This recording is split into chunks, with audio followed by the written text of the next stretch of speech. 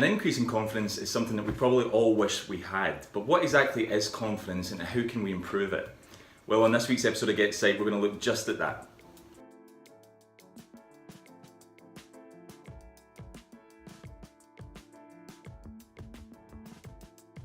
Hey guys, welcome to GetPsyched, and like I said, this week we're going to look at the psychology behind confidence, and we're going to look at some top tips based in psychology to help improve your confidence. So let's kick off with a little bit of an understanding as to what exactly I mean by confidence. Confidence is fundamentally the degree and perception of your thought process and emotional process of your own belief as to whether or not you will actually be able to achieve an action or not. One of the misconceptions here is that often we can misconstrue confidence and self-esteem.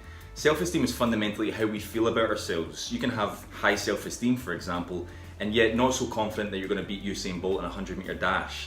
So in order to increase our confidence and to understand how psychology can help increase our confidence, first we have to have that understanding of what exactly confidence is, and an understanding that often we can misconstrue confidence with other things. So let's get into some of the top tips, some of the top steps that psychology uses or that psychology informs us will help increase our confidence. And one of the first things to consider is to see your actions being influenced by your thought process and your own behaviors. Now, it might sound obvious that your actions and your thought processes have a direct correlation to whether or not you're going to achieve an outcome or not. But what this full appreciation of the fact that you're in control gives you is a greater sense of confidence that fundamentally it's on you as to whether you achieve an outcome or not. This can really help us increase our sense of confidence going forward to performing an action.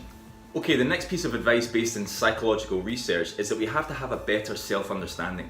Children that are brought up in a more realistic platform have a better sense of self and so have a better developing confidence level. So when I say having a better self-understanding, that means fundamentally to have a better self-understanding for your own background. Maybe as a child you grew up and were overpraised. How can you combat that to help develop your confidence into your adulthood? Or maybe you were a child who experienced a normal sense of self and so have a developing sense of confidence that way. You can attribute more of your confidence to that area. Fundamentally, having that increased self-identity or understanding of self has a massive impact on our self-confidence. Okay, next tip based on psychology is positive visualization. Now this is actually a video I did on GetPsyched a few weeks ago. You can see the channel link just above my head here probably, and I looked at the psychology of visualization and its impact on us. Positive visualization is pretty much self-explanatory.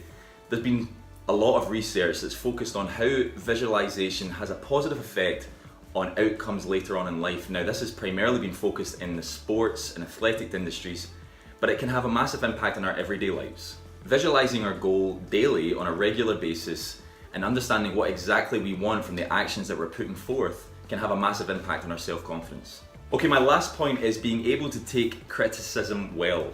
So fundamentally what we should do is that we should strive towards criticism. We should try and gain more criticism because there is true value in that, and attributing that value to our actions, it impacts positively our outcomes and so increases our self-confidence. So guys, those are my top 4 tips. Being able to take criticism well, positive visualization, self-understanding, and understanding that your outcomes rely a lot on your own actions.